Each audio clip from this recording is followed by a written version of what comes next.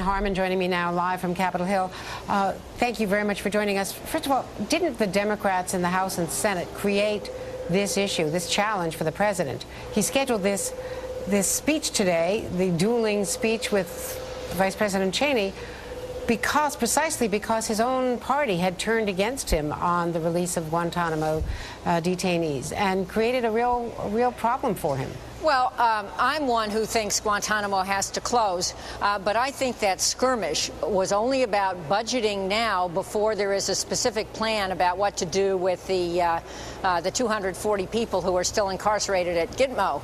I think most Democrats in Congress are on the same side as Senator Durbin and me, which is that we have to close this prison. It's a stain on our values, and we have to, as the Supreme Court has said, come up with a fair process for these people. And some of them should be tried in the United States, in my view. But by not appropriating the money, effectively the gauntlet was thrown down. Did you hear anything in the president's speech today that gave you the specifics that members of Congress want in order to proceed with this? The specifics that I wanted were, one, that President Obama is not changing his mind, which he said he is not changing. I'm very pleased with that. I'm also pleased with the fact that he has banned enhanced interrogation techniques, which he says don't work. He set out some ideas for how we can process these people. The review has not been completed of the status of each of these people, and there are problems with tainted evidence and hearsay evidence. Clearly there are.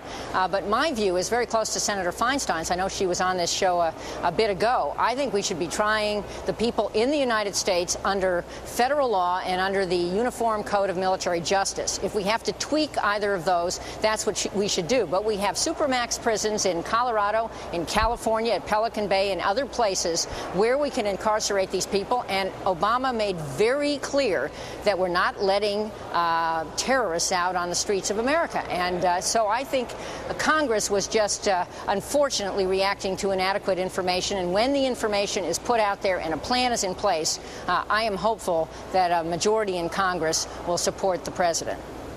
What about Dick Cheney's argument that the president and this administration is making America weaker and vulnerable to terror attacks? Boy, do I disagree with that. It was former Secretary of Defense Rumsfeld who put out that famous snowflake little memo that said, are we killing them faster than they are being recruited against us? And the answer to that was no, and it is still no. And the reason it is still no is that we are not living up to our values, and we are creating situations, or we have created situations, in which, sadly, good arguments can be made to young people around the world. What we need to do is live up to our values, have a very clear change in direction, I think, from some of the Bush post-9/11 policies, and do it quickly. I know it's a dangerous world, Andrea. I know you were just reporting on the small terror cell that has been arrested, good for the FBI, in New York.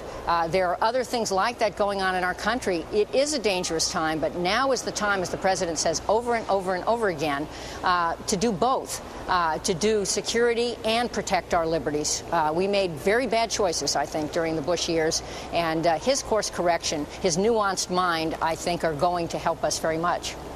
The Vice President today was also strongly defending the CIA, which is somewhat ironic in that during the weapons of mass destruction debate, he was their fierce internal opponent. But he was strongly defending the agency today against the criticisms from Nancy Pelosi.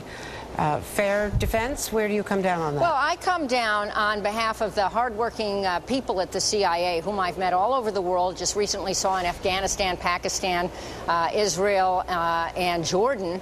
They operate in austere places, can't tell anyone what they do. They need good, strong leadership, and they're getting it under Leon Panetta. Do you think that the Speaker has a point, though, that the CIA misled members of Congress and needs to be held to account? Let me say that Congress's oversight was challenged during the 8 years of the Bush presidency. There was not enough information, and we had not enough tools to do our job. I certainly tried. As you know, I wrote a letter in 2003, which has been declassified, objecting to some of the things I was told. And one of the things I said in my letter was, don't destroy any videotapes of interrogations. They were destroyed anyway. I pressed for opening up the briefings to the full committee. Senator Bob Graham, who chaired the Senate Intelligence Committee some years back, has an excellent op-ed in today's Washington Post talking about how the committee should be briefed and the abuse of the so-called covert action Gang of Eight provision in the 1947 National Security Act.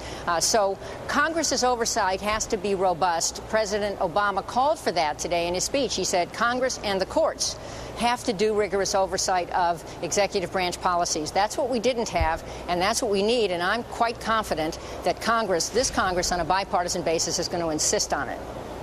And by the way, one of the things that Senator Feinstein said today is that she just today received a letter from another former intelligence chair, Arlen Specter, suggesting that there be in the future transcripts of those Gang of Eight meetings. Absolutely. And that she is going to consider putting that in the authorization bill this coming up very shortly. So let me just add, Andrea, not only transcripts, but perhaps there should be written statements in advance, so there is a clear record of what will be told to members and what was told to members, and also the process for objecting should be clarified, and incoming chairs should be briefed by their predecessors about how to do this. It is a tough gig to get on top of intelligence speak and to be able to understand what you're told. I think a lot of members try very hard, but I do think oversight has been challenged for 8 years, and Congress has a very real role to reassert. Jane Harmon, thank you very much for joining us today.